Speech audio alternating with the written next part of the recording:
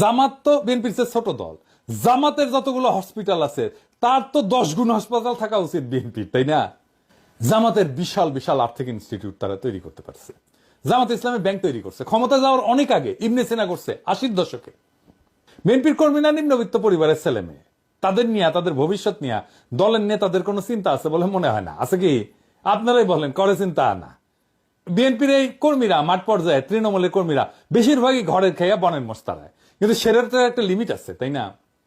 তাইলে দলের নেতাদের উন্নতি, তাদের আয় রোজগার বৃদ্ধি, তার সাথে সাথে কর্মীদের এবং দেশের উন্নতি হওয়ার কথা, তাই না? বিএনপির বেলায় কিন্তু সেটা দেখি না।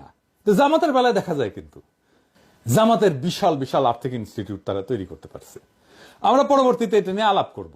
কিন্তু ধরেন বিএনপির ব্যাপারে দেখি, বিএনপির কোন ইনস্টিটিউট আছে, প্রতিষ্ঠান আছে? ধরেন হাসপাতাল, ডায়াগনস্টিক সেন্টার, ওষুধ কোম্পানি, মানে জামাত যেগুলো করে আর কি, ব্যাংক, গার্মেন্টস, মার্কেট, স্কুল আছে, বিশ্ববিদ্যালয় আছে, টিভি স্টেশন আছে, ব্যাংক আছে, হোটেল আছে, রেস্টুরেন্ট আছে, এমনকি নাটকের দল, গানের দল আছে? নাই। ইকোনমিক, কালচারাল, ইন্টেলেকচুয়াল কোন অ্যাসেট নাই। সংবাদপত্র আছে, কুরিয়ার সার্ভিস আছে, আইটি ফার্ম আছে, কনসালটেন্সি সার্ভিস আছে, রিসার্চ সেন্টার আছে, থিঙ্ক ট্যাঙ্ক আছে? নাই। কর্মী থেকে বুদ্ধিজীবী পর্যন্ত কোথাও প্রফেশনালি এনগেজ হওয়ার কোনো ব্যবস্থা নাই বিএনপির লোকদের।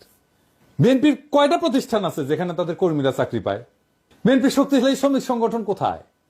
জামাত তো বিএনপির চেয়ে ছোট দল। জামাতের যতগুলো হসপিটাল আছে তার তো 10 গুণ হাসপাতাল থাকা উচিত বিএনপির, তাই না? 10 গুণ বাদ দিলাম, জামাতের যতগুলো আছে ততগুলো হাসপাতাল নাই কেন বিএনপির?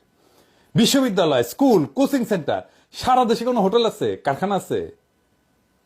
বিএনপি কর্মীরা কেন স্বাভাবিকভাবে জানে না যে অমুক প্রতিষ্ঠানে গেলে আমার চাকরি হওয়ার কথা? জামাত ইসলামী ব্যাংক তৈরি করছে, ক্ষমতা যাওয়ার অনেক আগে ইবনে সিনা করছে 80-র দশকে।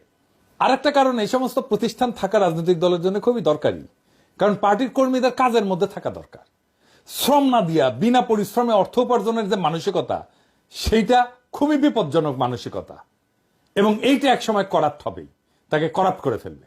বাংলাদেশের রাজনৈতিক নেতারা, আপনারা কিছু মনে করবেন না, আপনাদের অসম্মান করার জন্য আমি এটা বলতেছি না, এটা বাস্তবতা। আপনার পেশা কি? আপনার আয় উপার্জন কিভাবে হয়? আমি তো কারোই বৈধ প্রকাশ্য কোনো আয়ের উৎস দেখতে পাই না। এটা রাজনীতিতে সবসময় একটা কোশ্চেন মার্ক। বিনা পরিশ্রমে টাকা উপার্জনের উপায় থাকলে দলের কর্মীরা অসৎ কাজে জড়িয়ে পড়ার সুযোগ পাবে।